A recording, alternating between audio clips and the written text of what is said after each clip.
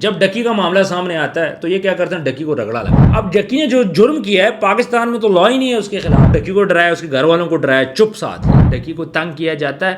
پھر اس کے بعد دوبارہ سے ان کی ڈیل ہوتی ہے. ڈکی کے کیس کو اسی لیے کھینچا جا رہا تھا کہ اس سے پیسے لینے تھے. اب ان کا لیول دیکھیں, ان کا گھٹیا پن دیکھیں. 5 لاکھ روپے اسسٹنٹ ڈائریکٹر لے رہے ڈکی کے کیس. اسی عدالت جہاں پہ ڈکی پیش ہوا یہ بھی پیش ہوا.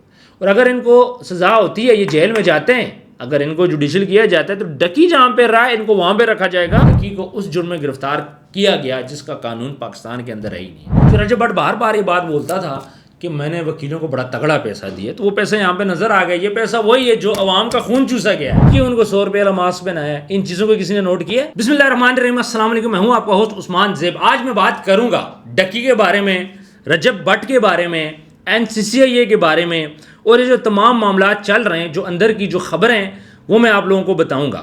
پہلے تو یہ جب معاملہ اٹھا تو اس ٹائم پہ شکوک و شبہات جنم لینے سٹارٹ ہو گئے تھے جب ڈکی کو گرفتار کیا. اور وہ دن آپ کو یاد ہوگا جس دن ڈکی کو صبح سویرے 9 بجے پیش کر دیا گیا, بجائے 12 بجے کا اس کا ٹائم تھا. 9 بجے پیش کرتے ہیں کہ ڈکی اپنی فیملی سے نہ مل سکے. پھر اس کے بعد ڈکی کے لیے سیپریٹ پروٹوکولز ہیں, سسٹرولوجی کے لیے سیپریٹ ہیں, رجب کے لیے سیپریٹ ہیں. اب یہاں پہ کوشش کی گئی کہ رجب کو بھی ڈرایا جائے, پاکستان واپس لایا جائے. مین جو ٹارگٹ تھا وہ 2 بندے تھے, ایک رجب اور ڈکی. رجب چونکہ ان کے ہاتھ سے نکل چکا تھا, پاکستان سے باہر تھا, تو ان کی کوشش تھی کہ کسی طرح اس کو ڈرا کے. اکثر آپ نے سوشل میڈیا کے اوپر پوسٹ سنی ہوگی, جی رجب بٹ کو گرفتار کرنے کا فیصلہ, رجب بٹ پاکستان آ رہا ہے. اس قسم کی خبریں سوشل میڈیا پہ کس نے چلوائیں؟ یہ ساری باتیں میں کروں گا. پھر میاں اشفاق صاحب, جن سے مجھے یہ امید نہیں تھی, مجھے لگا تھا کہ وہ حق اور سچ کا ساتھ دیتے ہیں, وہ کیسز بھی دے کے لیتے ہوں گے کہ کون سا کیس مجھے لینا چاہیے. پھر اس کے پاس پیسوں کی کمی تو ہے نہیں ہے, تو پیسوں کی خاطر آپ نے چوز کیا کر لیا. بچے کو پتہ ہے کہ جو ڈائریکٹر ہیں سرفراز چودھری, اس نے کرپشن کی ہے. ہماری ان کی بہن سے بھی بات ہوئی تھی, میں نے ان کا بھی انٹرویو کیا تھا. اس ٹائم پہ انہوں نے بڑے بڑے دعوے کیے تھے, سب پھڑے جائیں گے اور ہمارا یہ فیملی ہے تو ہم دبنگ فیملی ہے. یہ ساری باتیں میں آپ کو آج کے ولاگ میں بتاؤں گا. لیکن ایک چیز میں آپ لوگوں کو بتاتا چلوں کہ میں ایک اور ویب چینل سٹارٹ کرنے جا رہا ہوں. انشاءاللہ کچھ دن تک ہم نے اوپننگ کرنی ہے. اسکرین پہ آپ کو نظر آ رہا ہے, یہ فیس بک پیج ہے زیب ٹی وی کا. بہت سے لوگ مجھ سے پوچھ رہے ہیں جی آپ کیوں نام چینج کر رہے ہو؟ میں نام نہیں چینج کر رہا, یہ عثمان زیب ہی چلے گا. اب یہاں پہ پرابلم یہ ہے کہ یہاں پہ میں بہت زیادہ لوگوں کو اپنے چینل پہ انٹروڈیوس نہیں کر سکتا, کیونکہ یہ چینل میرے نام سے منسلک ہے. تو بہت سارے لوگ ہمارے لیے کام کرنا چاہتے ہیں, ہمارے لیے ویڈیوز بنانا چاہتے ہیں, تو اب ان لوگوں کو اپرچونٹی تو دینی ہے جو کہ عثمان زیب چینل پہ میں نہیں دے پا رہا. اور یہ صرف یوٹیوب چینل ہے, یہ ویب چینل نہیں ہے. تو اس کے لیے میں نے ایک اور چینل سٹارٹ کیا ہے, یہ اس کا فیس بک پیج ہے. آپ جائیں, جا کے وہاں پہ اس کو لائک کریں اور اسی طرح مجھے سپورٹ کریں جس طرح ڈے 1 سے آپ نے مجھے عثمان زیب چینل پہ سپورٹ دی ہے. اور آج میں جو کچھ بھی ہوں وہ میں آپ لوگوں کی وجہ سے ہوں, میرا اپنا اس میں کوئی خاص رول نہیں ہے. آتے ہیں ٹاپک کی طرف. معاملہ کچھ یوں ہوتا ہے کہ ڈکی کو گرفتار کیا جاتا ہے, پھر ڈکی کو ٹارچر کیا جاتا ہے, اور اتنا ٹارچر کیا جاتا ہے کہ جو کیسز اس پہ ڈالے جاتے ہیں اس کیسز میں بڑا ایزیلی بیل ہو جاتی ہے. لیکن یہاں پہ بیل ہی نہیں ہو رہی. ادارہ کیا کرتا ہے کہ کبھی اس کی فائل بھول جاتے ہیں, جمعے والے دن فائل بھول گئے, فائل ہی نہیں تھی, بیچ میں جب تک فائل آ رہی تھی تب تک چھٹی کا ٹائم ہو گیا تھا, اور جیسے ہی ڈکی کا نمبر آتا ہے چھٹی ہو جاتی ہے, عدالت کا ٹائم ختم ہو جاتا ہے. اب کورٹ پھر منڈے والے دن پروسیڈ کرتی ہیں. یہ کچھ واقعات میں آپ کو پرانے بتا رہا ہوں, میں ویڈیوز میں سب کچھ ہے. پھر اس کے بعد جی کبھی اس کو صبح وہی 9 بجے بلا لیتے ہیں, اس کو پیش کر کے بھگا دیا جاتا ہے. پھر گاڑی کو دور کھڑا کرتے ہیں, کورٹ سے دور, کہ وہاں پہ کوئی بندہ نہ ہو, اور اس کو عام سے ڈالے میں گرمی میں پیش کیا جاتا ہے. جب کہ ہم نے دیکھا کہ ابھی یہ جو NCCIA کی جو بندے جن پہ الزام ہے, میں ان کو مجرم فی الحال نہیں بولوں گا لیکن ان پہ الزام تو ہے, جب وہ کورٹ میں پیش ہوتے تھے ان کو لگژری گاڑیوں میں لایا جاتا ہے. ایسی والی گاڑیاں ہوتی ہیں, VIP گاڑیاں تو ڈپارٹمنٹ FIA کے پاس بہت ساری گاڑیاں ہیں. اچھا ہوتا کچھ یوں ہے, پہلے بتاتے ہیں جی یہ سارے گینگ کے بارے میں, اس کو میں گینگ بولوں گا. اب یہ گینگ کرتا کیا ہے؟ یہ 15 سالوں سے یہ کام کر رہا ہے. اب یہ کرتے کیا تھے کہ لوگوں کو ڈراتے تھے, دمکاتے تھے. جب ان کو پتہ چل جاتا تھا کہ بھائی ہاں یہ جو بندہ ہے یہاں سے پیسے نکل سکتے ہیں, اس کو مزید ڈراتے تھے. اب جو اچھا آفیسر آتا تھا, جو بندہ لوئل بندہ آتا تھا اپنے ڈپارٹمنٹ کے ساتھ, ایماندار جس کو بولتے, یہ کیا کرتے تھے اس کو سائڈ کرا دیتے. اس کو اتنا تنگ کرتے تھے یا تو وہ نوکری چھوڑ دیتا تھا یا پھر اس کو کہیں اور شفٹ ہو جاتا تھا. وہ افسران بھی آہستہ آہستہ سامنے آ رہے ہیں. اب گینگ کیا کرتا تھا, چونکہ یہ اپنے آپ کو cyber crime all and all سمجھتے تھے, اور اس میں نا ہائی آفیشل تمام شامل تھے, جس میں ڈائریکٹرز بھی ہیں, ڈپٹی ڈائریکٹرز بھی ہیں, DG بھی ہیں. یہ سارے افسران تھے. اب ان کو پوچھنے والا تو کوئی بھی نہیں تھا. اب یہ ڈپارٹمنٹ کے اندر کیا کرتے تھے, پہلے تو جو بندہ بھی آتا تھا اپنی مرضی کا لاتے تھے کہ بھئی ہمارے ساتھ مل جاؤ, نہیں ملو گے تو آپ یہاں سے جاؤ. پھر اس کے بعد جہاں بھی ان کو موقع ملا انہوں نے بندے کو جس کو کیس جس پہ تھا, یعنی جو گناہگار تھا, میں یہ نہیں بولوں گا کہ انہوں نے بے گناہ کسی کو پکڑا نہیں, یہ بڑے سمجھدار تھے, یہ پکڑتے تھے گناہگار کو. ان کو پتہ ہے کہ جو گناہگار ہے پیسے وہی دے گا, اور یہ کیا کرتے تھے, گناہگار کو پکڑتے تھے, اس کو اتنا تنگ کرتے تھے کہ وہ آخر پیسے دینے پہ مجبور ہو جاتا تھا. اب جب یہ کسی ہائی جگہ پہ جاتے تھے, آفیشیل جگہ پہ, وہاں پہ جا کے یہ بولتے تھے جی یہ کرنل صاحب ہیں, جی یہ ISI ہیں, یہ صاحب جو ہیں یہ MI ہیں, اور بندے ان کے اپنے ہوتے تھے, وہ بندے ہوتے تھے کہ جو سرکاری ملازم بھی نہیں تھے, باہر سے اپنے بندے انہوں نے ہائر کر کے رکھے ہوئے تھے, ان کو خرچہ مرچہ دے دیتے تھے, اور بولتے تھے جی اب اس میں ISI پڑھ چکی ہے, اب اس میں MI پڑھ چکی ہے, ہم کیا کریں, اب تو ہمارے بس سے کہانی باہر ہے, تو اچھا چلیں اتنے پیسے دے دیں, آپ کا معاملہ حل کرتے ہیں. جب ڈکی کا معاملہ سامنے آتا ہے تو یہ کیا کرتے ہیں, ڈکی کو رگڑا لگاتے ہیں, اس کو یہ پوڈ کاسٹ بھی دیتے ہیں سرفراز چودھری صاحب, اور بار بار بولتے ہیں جی بے شرم آدمی. انہوں نے ایک ہائپ کریٹ کی. ہائپ کا مقصد کیا تھا کہ لوگوں کو بتانا کہ ڈکی بہت بڑا مجرم ہے. ڈکی نے جرم کیا, میں یہاں پہ یہ نہیں بولوں گا ڈکی نے جرم نہیں کیا, ڈکی نے بالکل جرم کیا ہے, لیکن اب ڈکی نے جو جرم کیا ہے پاکستان میں تو لا ہی نہیں ہے اس کے خلاف. پھر آپ کی PSL میں ہو رہا ہے, کھلاڑیوں کی شرٹس پہ ہو رہا ہے, ساری چیزوں پہ ہو رہا ہے, ٹھیک ہے, تو وسیم اکرم صاحب کر رہے ہیں, اور بھی بہت سارے لوگ کر رہے ہیں. تو پھر ہوتا کیا ہے, جب ڈکی دیکھتے ہیں جی سب کر رہے ہیں تو ہم کیوں نہ کریں, باقی انفلوئنسرز کہتے ہیں جی ہم کیوں نہ کریں. اب یہاں پہ بڑی انٹرسٹنگ سی ایک بات ہے جی, یہ باقی جو انفلوئنسر ہیں جو جن کے نام کبھی کہتے ہیں جی 250 ہے, کبھی کہتے ہیں کتنے, وہ سارے بندے ابھی تک کیوں نہیں پکڑے گئے؟ اس لیے کہ جو چھوٹا انفلوئنسر تھا اس نے کم پیسہ کمایا تھا, اس سے کم نکلنے تھے. اب یہ جو لوگ تھے یہ چھوٹے بندے پہ ٹائم ویسٹ نہیں کرتے, یہ کبھی میرے پہ ٹائم ویسٹ نہیں کریں گے, یہ بڑی مچھلی کو پکڑیں گے. اب بڑی مچھلی کون ہے؟ پاکستان کا ٹاپ کا یوٹیوبر رجب بٹ ہے, ڈکی بھائی ہے, سسٹرول جی ہیں, یہ مین نام تھے. ندیم نانی والے پہ بھی کوشش کی گئی, مین ناموں کی کوشش کی گئی کہ بھائی ان کو پکڑو اور ان سے پیسے لے لو. اب ڈکی کو پکڑا, پھر اس کے بعد ڈکی کا 26 دن کا آپ کو پتہ ہے کہ ریمانڈ چلا, اس کے بعد یہ جوڈیشل ہو گیا. اب انہوں نے کیا کیا, سائڈ بائی سائڈ پہلے تو ڈکی کو ڈرایا, اس کے گھر والوں کو ڈرایا, چپ ساتھ لی. ڈکی نے کوئی بات نہیں کی کسی بھی, پہلے دن آیا اس نے وکٹری کا نشان بنایا تھا یوں کر کے, اس دن کے بعد سے کسی نے بیان دیا ہی نہیں, اس کے گھر والے بھی کتراتے تھے. اب یہ صاحب ادھر سے ڈکی کو یہ لوگ سارے تنگ کرتے ہیں, دوسری سائڈ پہ اس کی مسز کو کیا بولتے ہیں, کر دیں گے جوڈیشل, کر دیں گے. جب جوڈیشل وہ نہیں ہو رہا تھا, جوڈیشل کر دیں گے جی, کیونکہ انہوں نے جان بوجھ کے تنگ کر رہے تھے. تنگ یہی کرنا ہوتا ہے نا, جس ٹائم پہ پیش کرنا ہے دوسری ٹائم پہ پیش کر دیا, پھر اس کے بعد کبھی کاغذ نہ لانا, مختلف طریقوں سے کورٹ کو گمراہ کرنے کی کوشش کی گئی, جہاں سے MI کو شک پڑا کہ یہ ڈکی کو اتنا کیوں رگڑ رہے ہیں. پھر MI کے پاس اور بھی خبریں تھیں, وہ ان کے پیچھے لگی ہوئی تھی. پھر کیا سین ہوتا ہے کہ بھائی پہلے بات چیت چلتی ہے پیسوں کی. اروب کو یہ بولا جاتا ہے کہ آپ ایسا کرو, آپ پیسے دو, ہم آپ کے شور کو جوڈیشل کر دیں گے.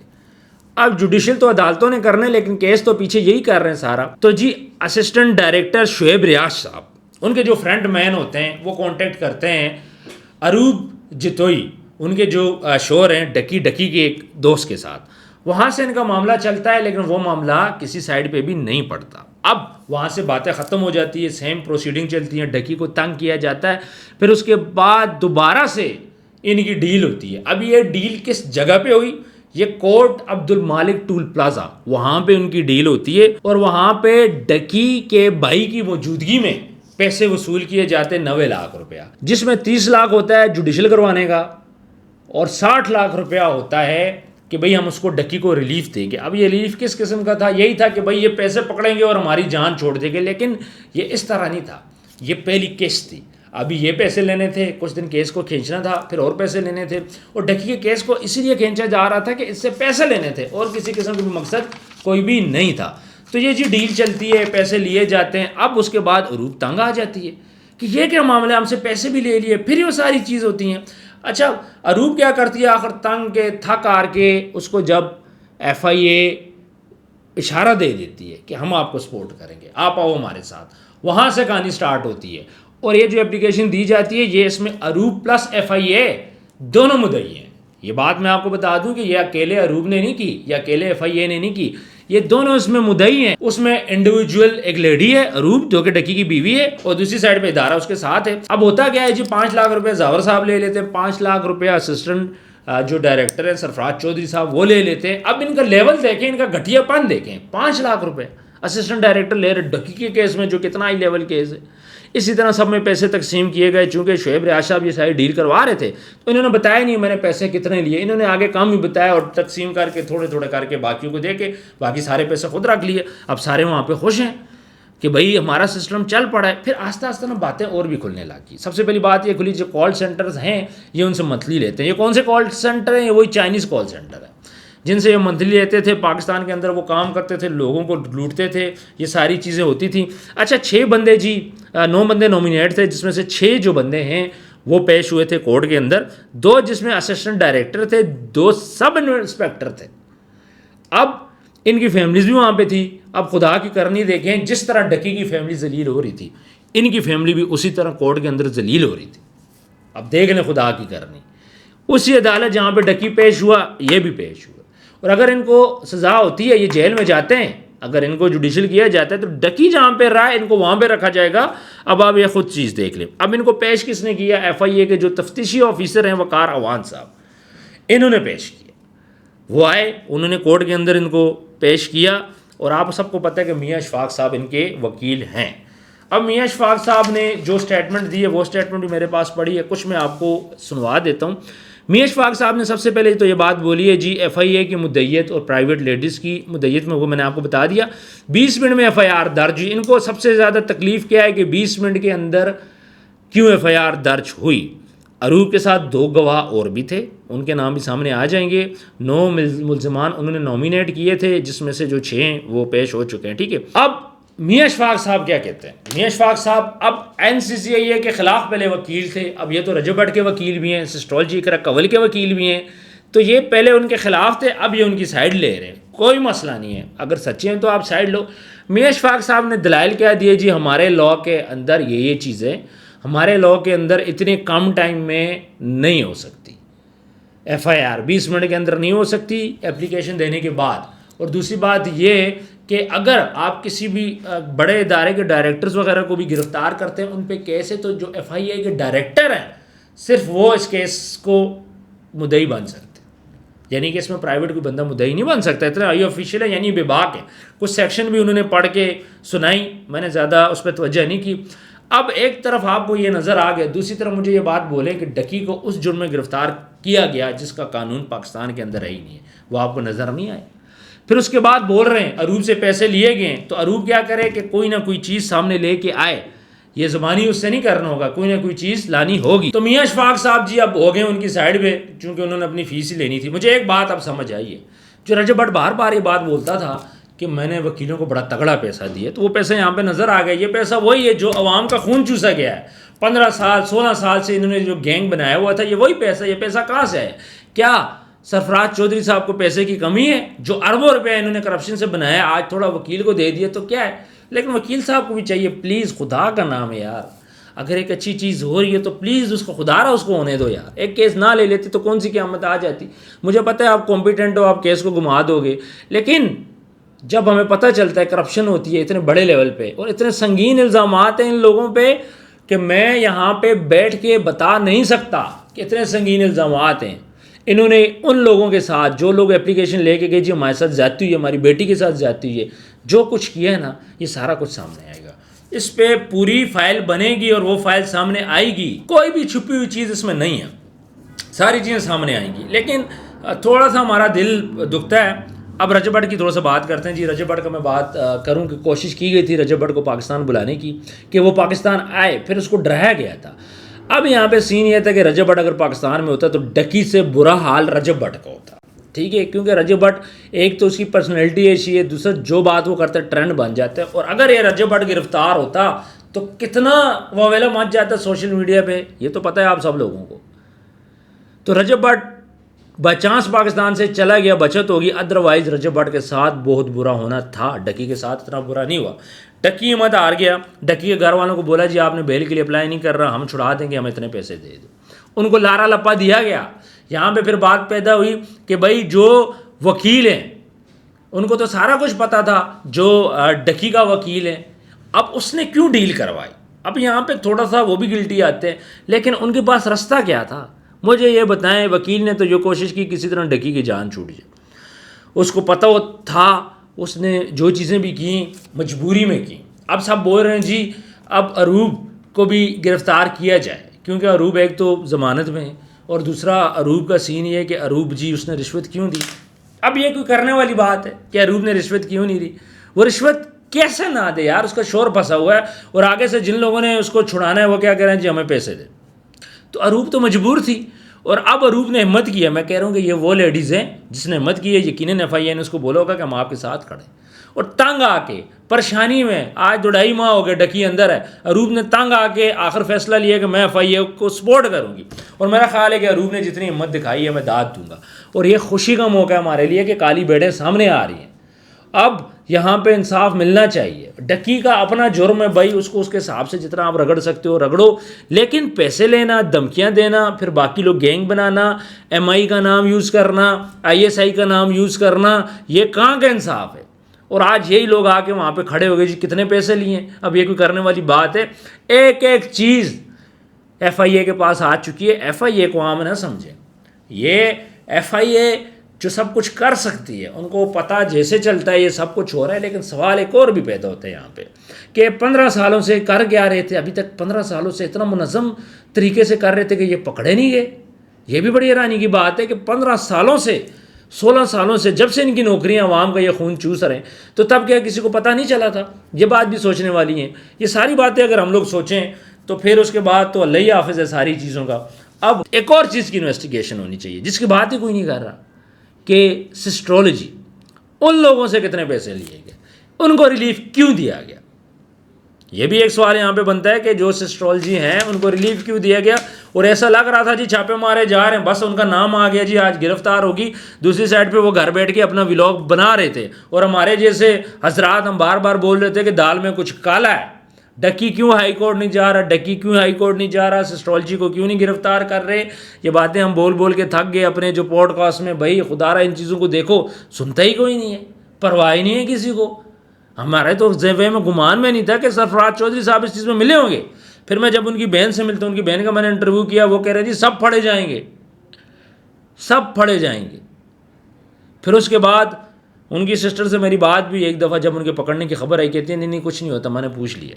اب بات دیکھیں کہ وہ گرفتار ہو گئے, سارا کچھ ہو گیا, پتہ ہی نہیں ہے ان کی سسٹر کو. اچھا ایک بات ہے کہ ایف آئی اے نے بڑے دبنگ طریقے سے پکڑا ہے.